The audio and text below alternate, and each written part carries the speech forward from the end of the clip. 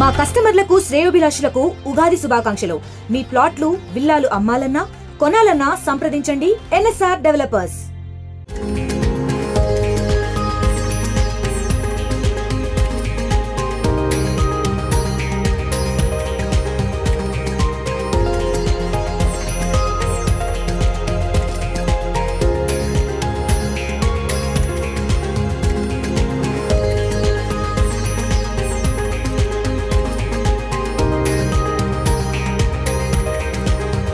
తెలుగువారి లోగిల్లో ఉగాది పండుగ తొలి పండుగగా జరుపుకుంటారు. ఈ పండుగను ప్రతి ఒక్కరు కూడా భక్తి శ్రద్ధలో జరుపుకుంటారు. పల్లెల్లో ఈ పండుగ చాలా ప్రాధాన్యత ఉంటుంది. అందులో భాగంగానే ధర్మాన ప్రసాద్ స్వగృహంలో ఏ విధంగా ఉగాది పండుగ జరుపుకుంటున్నారు, ఆయన వాళ్ళ మధ్యన ఆయన జరుపుకుంటున్న ఈ ఉగాది పండుగ ఆయన ఎలా అనిపిస్తుంది అనే విషయం ఆయనతో మాట్లాడదు.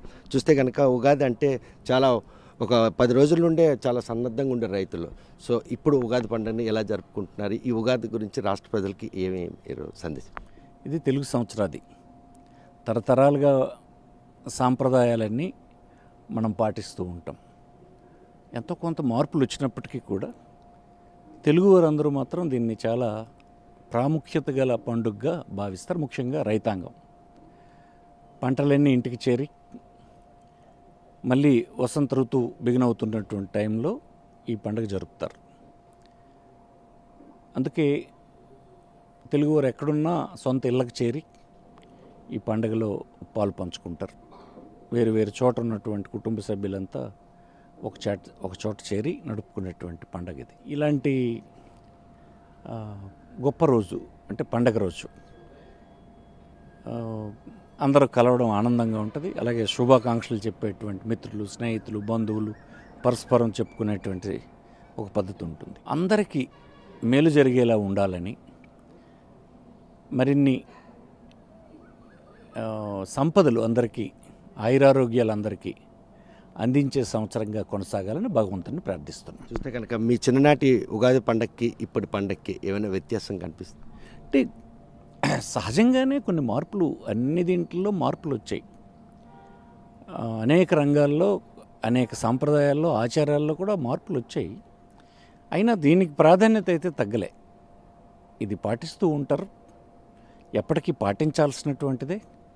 ఈ సాంప్రదాయాలను నెక్స్ట్ జనరేషన్కి మనం అందించాల్సిందే. ఈ సాంప్రదాయాల వెనుక అనేకమైనటువంటి ప్రయోజనాలు కూడా ఉన్నాయి. అంచేత మనం ప్రతిదీ కొత్త తరం వచ్చేసాం కనుక పాతవి పాటించకూడదు అనేటువంటి భావన ఎక్కడ ఉండకూడదు. ప్రతి సాంప్రదాయం వెనుక, ప్రతి ఆచారం వెనుక కొన్ని ప్రయోజనకరమైన అంశాలు శాస్త్రీయంగానే దాగున్నాయి.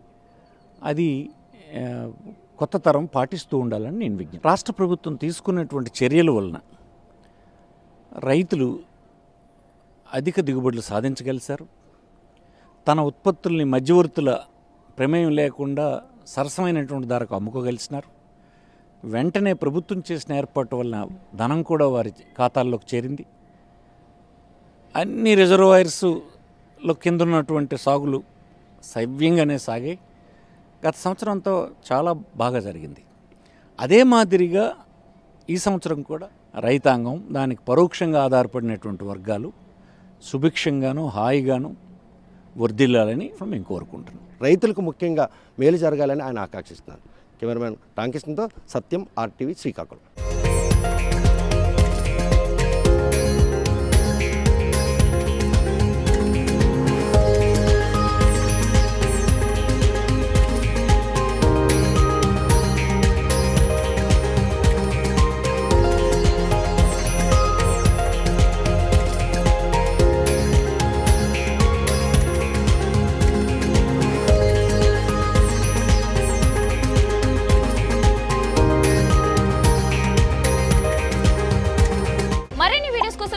సబ్స్క్రైబ్ చేయండి. లేటెస్ట్ అప్డేట్స్ కోసం వాట్సాప్ ఛానల్ ని ఫాలో అవ్వండి. ఆ లింక్ డిస్క్రిప్షన్ లో ఉంది.